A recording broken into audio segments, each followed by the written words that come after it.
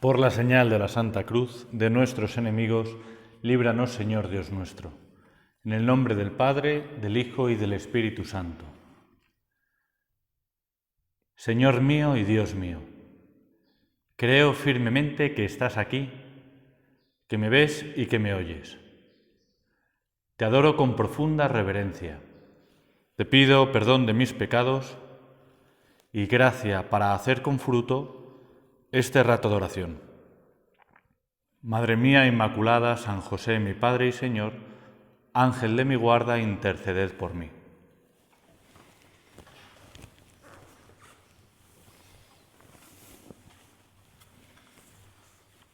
Del Evangelio según San Mateo. Cuando se acercaban a Jerusalén y llegaron a Betfagé, en el monte de los Olivos, envió a 2 discípulos diciéndoles: Id a la aldea de enfrente, encontraréis enseguida una borrica atada con su pollino. Los desatáis y me los traéis. Si alguien os dice algo, contestadle que el Señor los necesita y los devolverá pronto. Esto ocurrió para que se cumpliese lo dicho por medio del profeta: Decid a la hija de Sión, mira a tu rey que viene a ti humilde montada en una borrica, en un pollino hijo de Acémila. Fueron los discípulos e hicieron lo que había mandado Jesús. Trajeron la borrica y el pollino, echaron encima sus mantos, y Jesús se montó. La multitud alfombró el camino con sus mantos. Algunos cortaban ramas de árboles y alfombraban la calzada. Y la gente que iba delante y detrás gritaba: Hosana al Hijo de David. Bendito el que viene en nombre del Señor. Hosana en las alturas. Al entrar en Jerusalén, toda la ciudad se sobresaltó, preguntando: ¿Quién es este? La multitud contestaba: es el profeta Jesús de Nazaret de Galilea. Palabra del Señor.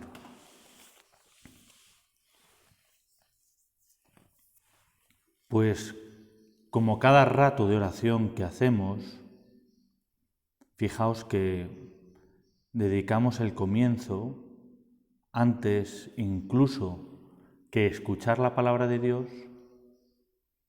a tomar conciencia de lo que vamos a hacer. Esa oración inicial, pausada, en este caso, pues ante Cristo presente en la Eucaristía, ante una imagen preciosa de Cristo en la cruz. Una oración inicial pausada para tomar conciencia de que entramos en un lugar que es sagrado, que es la oración. Y por eso tenemos que poner todo, pues nuestra memoria, nuestra inteligencia, nuestro corazón pendientes. Unos vídeos ahora muy graciosos sobre catequesis que está haciendo Juan Manuel Cotelo y están en YouTube. Él habla de la habitación secreta. Claro, es que la habitación secreta es el lugar en nuestro interior donde solo puede entrar Dios y uno mismo. Para entrar en esa habitación secreta hay que ser conscientes de qué es lo que se va a hacer. Por eso empezamos así la oración, con una oración inicial donde tomamos conciencia de que nos ponemos en la presencia de Dios y donde le pedimos a nuestra Madre la Virgen, nuestro ángel de la guarda, San José, que intercedan por nosotros para que estemos atentos en esa habitación secreta. Hemos escuchado, y habréis reconocido todos, el Evangelio de la procesión de la misa del Domingo de Ramos. El Evangelio en el que se habla de la entrada triunfal de Jesús en Jerusalén y de cómo era aclamado, que la gente ponía su manto en el suelo, cortaban ramas y alfombraban la calzada para que Jesús pudiese entrar. Era aclamado como rey. Hosana al Hijo de David. Y fijaos que esa aclamación no se improvisa. Podríamos pensar que, bueno, pues que veían, ¿no?, que Jesús pues venía bajando el monte de los Olivos, ese lugar donde más adelante irá a rezar por la noche, y porque bueno, pues era el monte que había enfrente de Jerusalén, que cruzó un río, el río Cedrón, y que bueno, pues entró en Jerusalén por una de las puertas que tenía la muralla, y que al entrar había muchísima gente esperando. Eso no se improvisa. Esa aclamación, pues estaba de algún modo organizada. Sabían quién iba a venir. Acababa de ser la resurrección de Lázaro en Betania, muy cerca. Todos los judíos de Israel estaban yendo a Jerusalén para celebrar la Pascua. Sabían que Jesús había hecho un milagro. Lázaro era una persona conocida. De hecho, los propios fariseos se habían planteado matar incluso también a Lázaro, porque por culpa suya, de su resurrección, mucha gente estaba creyendo en Jesús. Y entonces, pues como sabían que venía, eso estaba organizado. Siempre me ha llamado mucho la atención la capacidad que tiene el corazón del hombre de envenenarse tan rápidamente. En un momento dado estás aclamando a un hombre como enviado de Dios y a los pocos días estás gritando, crucifícale. ¿Qué ocurre en esos días? ¿Qué es lo que cambia?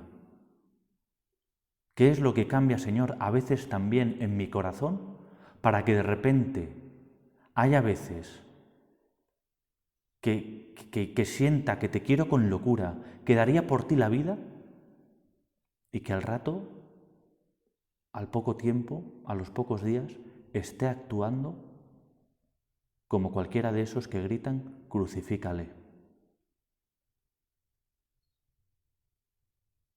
¿Qué es lo que ocurre en estos días?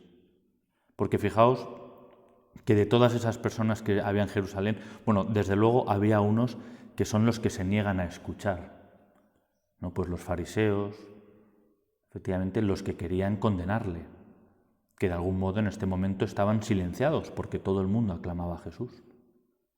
Son los que no quieren escuchar a Dios bajo ningún concepto. Fijaos que el corazón del hombre está hecho para Dios. El corazón del hombre, creado por Dios, está hecho para Dios. Y de hecho, pues si hay algo común a todas las culturas a lo largo de la historia de la humanidad, es el deseo, es el sentimiento de religación, ¿no? Que todas las culturas han descubierto que están ligados a algo más grandes que ellos. Por eso desde siempre existen los ritos funerarios. El hombre ha descubierto que tiene una intimidad, un espíritu que anhela la eternidad, que anhela a Dios. Y efectivamente, hasta que Dios no se revela, no podemos conocerle. Pero hay los que incluso, se atreven a ir en contra de lo que su corazón les dice, de lo que su naturaleza espiritual les grita, porque nos lo grita a todos los hombres, y se niegan a escucharlo. Esos son los fariseos, los que quieren negar la identidad de Jesucristo, aunque están viendo sus milagros, y no niegan los milagros, pero niegan su identidad. Quieren quitarse a Dios de en medio. ¿Y por qué? A veces, fijaos, pensamos que aquellos fariseos eran tan malvados, y uno puede decir, ¿y yo? Hombre, yo no soy tan malvado. Pero la realidad es que a veces en nuestra vida, cuando uno se examina mirando hacia atrás, uno se da cuenta de que a veces Dios incomoda.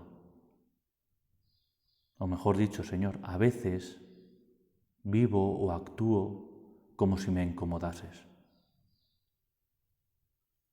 Porque, efectivamente, incomoda que uno caiga interiormente en la cuenta, o tú, Señor, con tu revelación nos hagas caer en la cuenta de que mi vida no es mía, que es un don que se me ha dado para, usando bien la libertad, aprender a entregarla, aprender a amar. Que tú viniste al mundo, entregaste tu vida y de un modo pleno en la cruz para enseñar que mi vida es para entregarla, para morir por amor a los demás, en lo concreto. Y eso incomoda.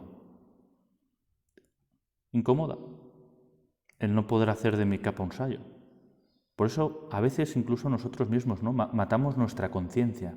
No, pero bueno, si esto no es para tanto. Cosas peores hay. Uno a veces nos comparamos, bueno, pues, y de algún modo estamos haciendo eso, estamos como quitando a Dios de en medio. Y había personas estos días previos a la pasión, muerte y resurrección de Cristo que claramente esta era la actitud de su corazón, como a veces puede ser la actitud del nuestro, cuando de algún modo, aunque sea no del todo inconsciente, pero es que Dios incomoda y damos la espalda a cosas que vemos, momentos, situaciones donde vemos que Dios nos llama a ser más generosos, que Dios nos llama a estar más cerca de Él, que Dios nos llama a cuidar del prójimo, que Dios nos llama a tantas, tantas cosas, a vivir la virtud, imitarle. Luego también había gente, muchísima gente, yo me imagino que la mayoría, ¿no?, de los que estaban allí aclamando, gritando, pues que le querrían, claro, o sea, veían a Jesús que debía ser una personalidad, claro, es una personalidad, un carisma sin igual, ¿no? Un modo de mirar, un modo de tratar. Todo el mundo se vería de algún modo tan, bueno, pues, tan amado al cruzarse con Jesús. ¿Cómo no le iban a aclamar? Pero, ¿qué es lo que ocurre en estos días para que esa misma multitud acabe enfurecida? Y es que a veces, aunque te amamos, Señor, a veces, aunque te amo, enfurezco cuando no se lleva a cabo mi voluntad. Y nos puede ocurrir enfadarnos con el Señor porque no se hace mi voluntad. Sí, fenomenal, qué bueno es el Señor. Claro que sí, cuántos milagros. Todos podemos mirar hacia atrás en nuestra vida y efectivamente Dios ha estado, Dios me ha acompañado.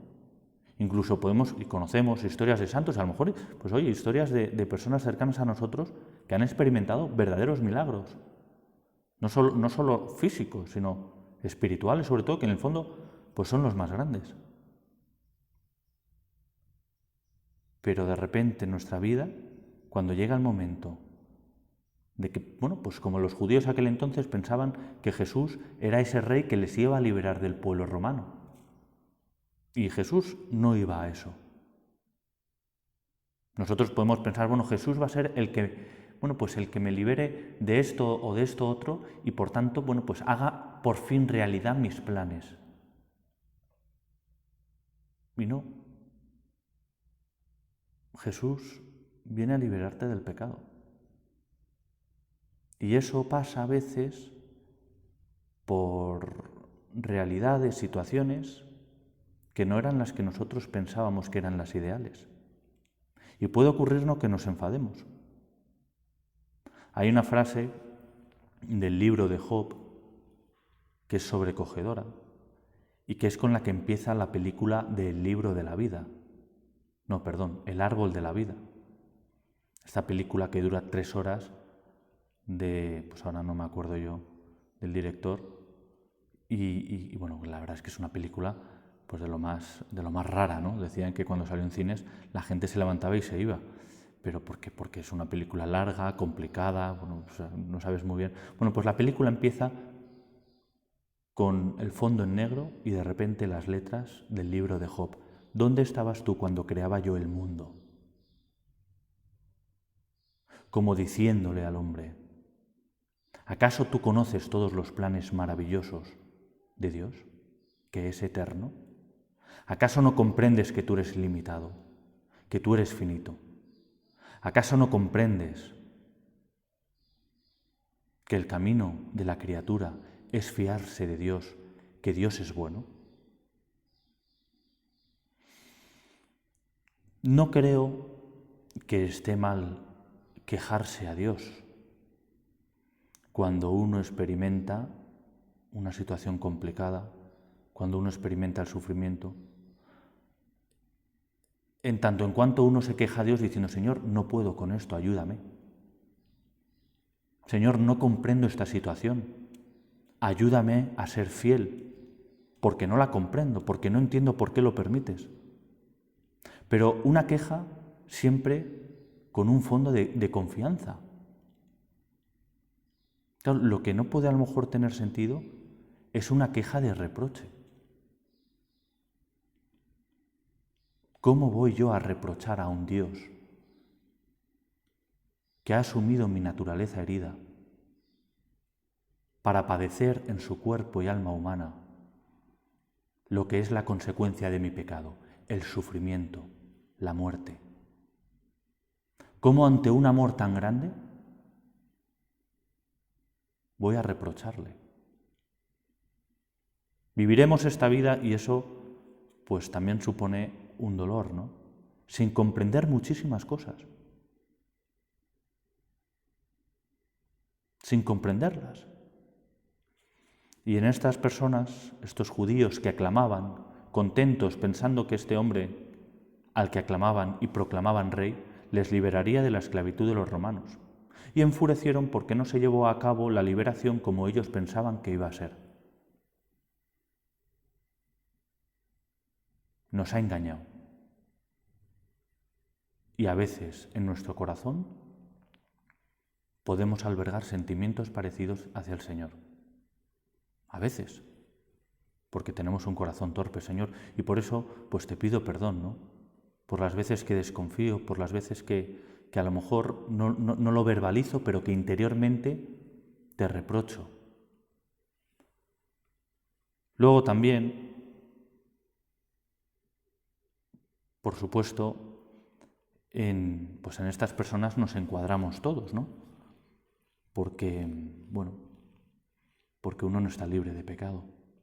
Y porque uno mirando y examinando su vida se da cuenta que, que a veces le hemos dado la espalda a Dios, hemos querido negarle ante nosotros mismos el hecho de vivir el Evangelio, de ser más generosos.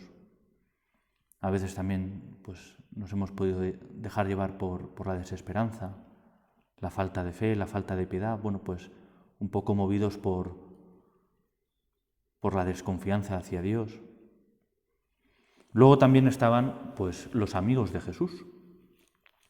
Los amigos de Jesús que en principio uno piensa, estos tienen una actitud de pleno seguimiento, ¿no?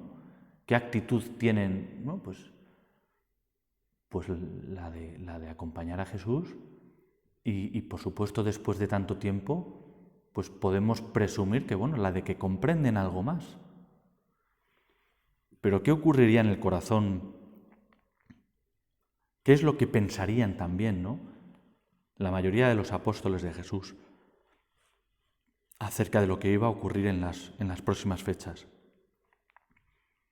Pocos días antes de esta situación, de este momento en el que entraban y el Señor era aclamado, en el camino hacia Judea, hacia Jerusalén, estaban quejándose y protestando unos con otros para ver quién iba a ser el más importante. Y Jesús les tenía que explicar, ya después de 3 años, mirar, el más importante es el que sirve. Porque el Hijo del Hombre no ha venido a ser servido, sino a servir. A lo mejor, tendrían más posibilidades de comprender, ¿no?, qué es lo que iba a ocurrir. A lo mejor tendrían más posibilidades de tener un corazón más abierto, una actitud más de abandono a la voluntad de Jesús. Pero la realidad es, y lo veremos y lo viviremos dentro de unos días, es que se asustaron, es que le abandonaron. Luego estaba ese discípulo que el Evangelio según San Juan dice el discípulo, el apóstol, ¿no?, al cual Jesús amaba, refiriéndose a sí mismo, San Juan. Y estaba María Magdalena, que en el Evangelio de hoy, es María, la hermana de Lázaro, pero que la tradición dice que puede ser la misma, le enjuga los pies con sus lágrimas y con un perfume de nardo, junto a la Virgen María. Y me pregunto yo, ¿cuál es la actitud de Juan, de María Magdalena, para acompañar a Jesús a lo largo de toda la pasión? Porque no creo que sea una actitud que se improvise. ¿Cuál es la actitud de Juan cuando ve que todo el mundo aclama a Jesús? Él también estaría aclamando, pero la realidad es que de un modo diferente. Tendría el corazón muchísimo más abierto a dejarse asombrar por su Maestro, por el Señor. A abandonarse a lo que fuese lo que fuese, ocurriese lo que ocurriese. Él sabía lo mismo del futuro que el resto de personas, que el resto de sus compañeros apóstoles, que el resto de las personas que estaban aclamando. Pero ¿cómo tenía el corazón? ¿Cuál era su predisposición para aceptar viniese lo que viniese? Sin lugar a dudas tenía que ser mayor.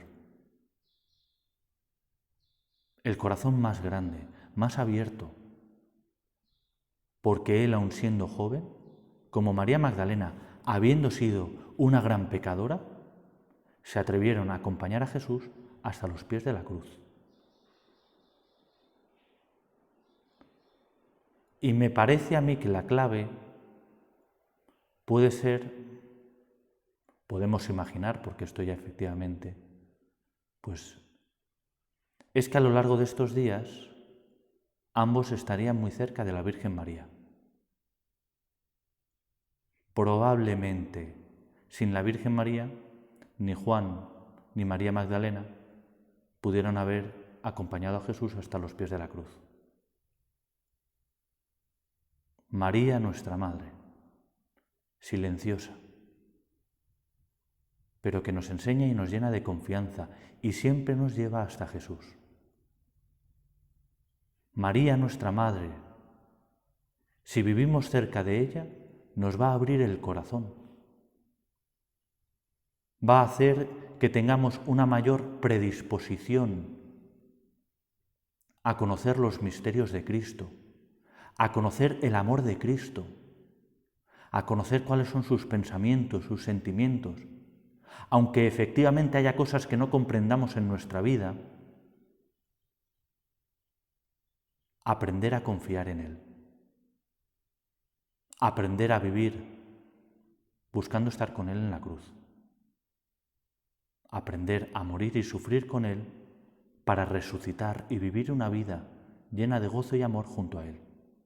Porque fijaos, lo que vamos a celebrar, la pasión, muerte y resurrección de Cristo, es un acontecimiento que se da en nuestras vidas.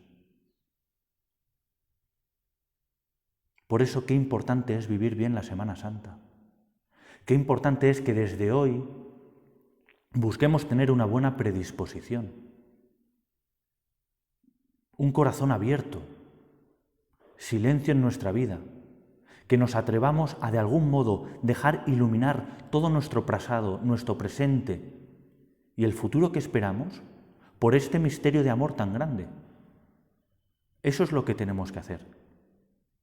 Y ya desde hoy preparar el corazón y querer vivir las celebraciones a través de la televisión con mucha piedad, con mucha devoción. Y tener nuestros ratos de oración.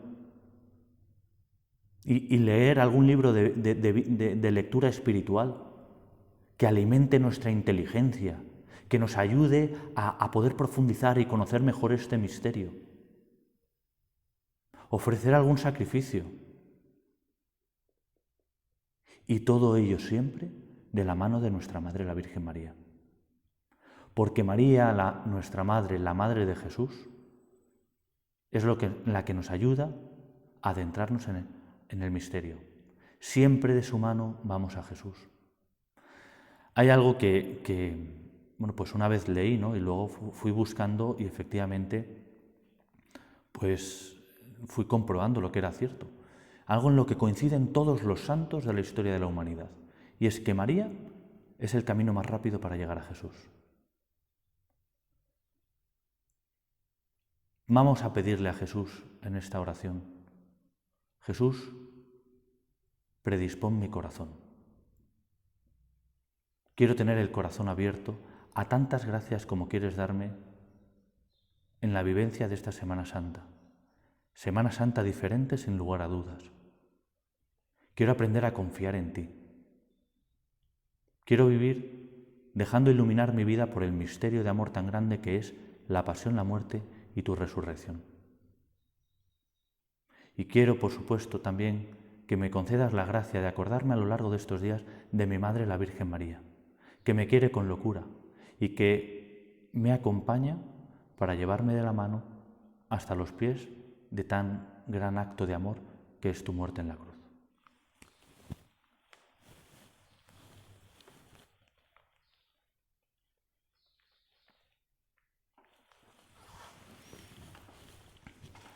Te doy gracias, Señor, por todos estos propósitos, afectos e inspiraciones que me has comunicado en este rato de oración. Madre mía Inmaculada, San José, mi Padre y Señor, Ángel de mi guarda, interceded por mí.